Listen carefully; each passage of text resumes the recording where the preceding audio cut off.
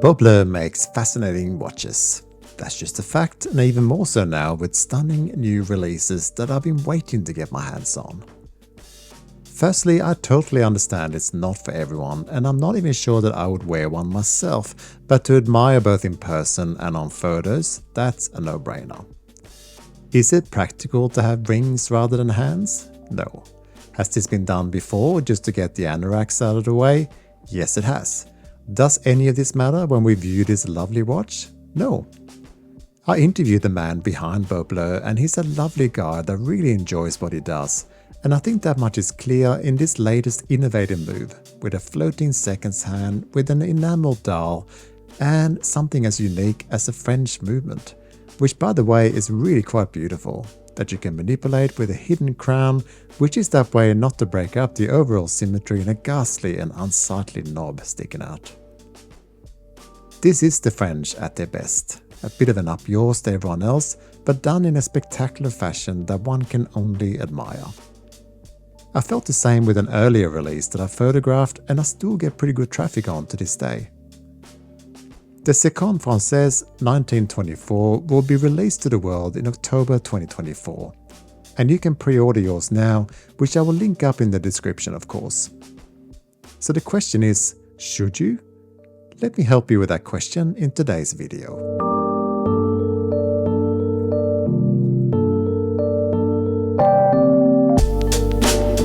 So once again we get some lovely packaging and even some early sketches of the watch in a large A5 page.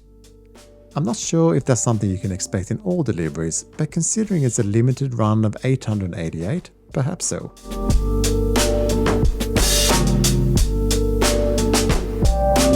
The measurements are quite traditional, which is helpful. I measured at 38.8mm wide and 11.7mm thick. Lug to lug is 44.8mm and the lug width is 20mm. It's a light watch at 66 grams, so very light on your wrist. We get a water resistance of 50 meters and a 3-year warranty.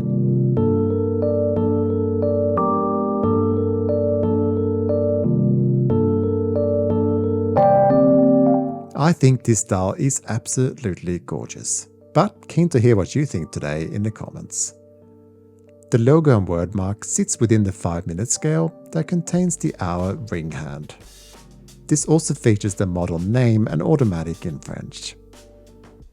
The serif font that's used all over the dial is, to my eyes at least, a classy choice that just works here. It's almost like looking at an old pocket watch or a wall clock, if it wasn't for these hands of course.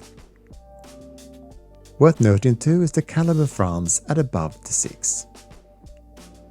This dial is great and would work even more with traditional hands I think, but that we do not have of course. The seconds hand is a large ring and the hour hand is a smaller ring.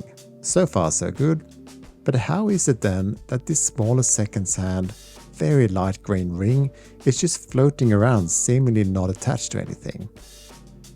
I tell you what, even on the loop, it's very far from obvious what is going on, which further adds to the magic. I did eventually figure it out since there are a couple of clues when you're very up close. But since the brand itself has chosen to keep their cards close to their chest here, I figure I would not commit the sin of revealing the magician's tricks, since I like my limbs attached to my body. Keen to hear your guesses though in the comments, but let me reassure you there is no black magic here, so you can go ahead and buy yours without risking poltergeists in your house. Covering this, we've got a curved sapphire glass and a fixed bezel that's both brushed and polished. Very shiny and attractive, but will of course scratch over time, which I feel would only add to the vintage vibe that is ever present here. These lugs are angled down and seem to only just hold on to the round vessel within, which is concave and polished. It's a great case that has a real jewelry feel about it.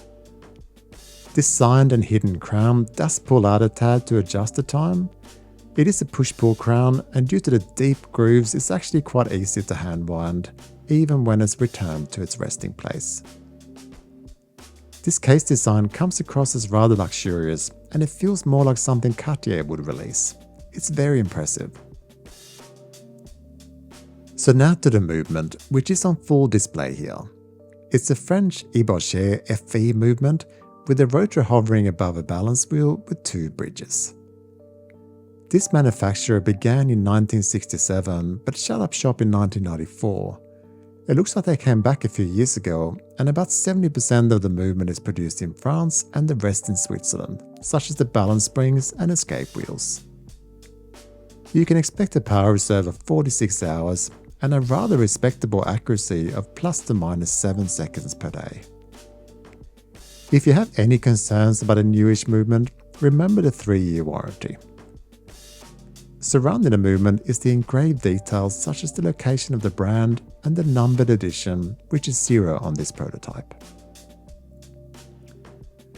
Moving on to the strap, the green grain leather watch strap has been handcrafted from Italian calf skin and embellished with tone-on-tone stitching. It's signed on the underside and feels just as luxurious as the rest of the watch. The butterfly buckle protects the leather and I found it easy to adjust. Whilst I can't see a reason or need to change straps here, there are quick release spring bars.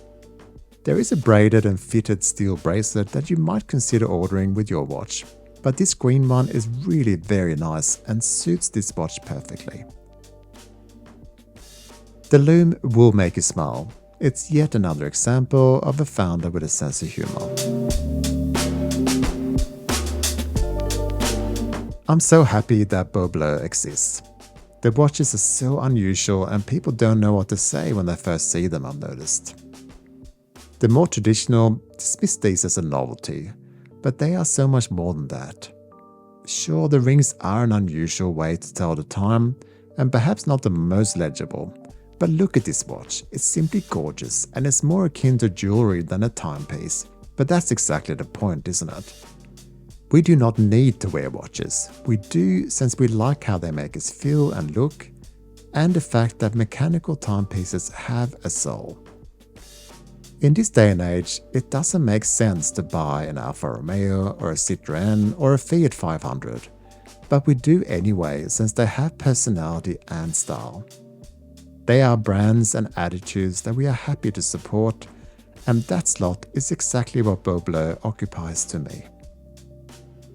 So what do you think? Let me know in the comments, and thank you very much for watching. I'll catch you next time.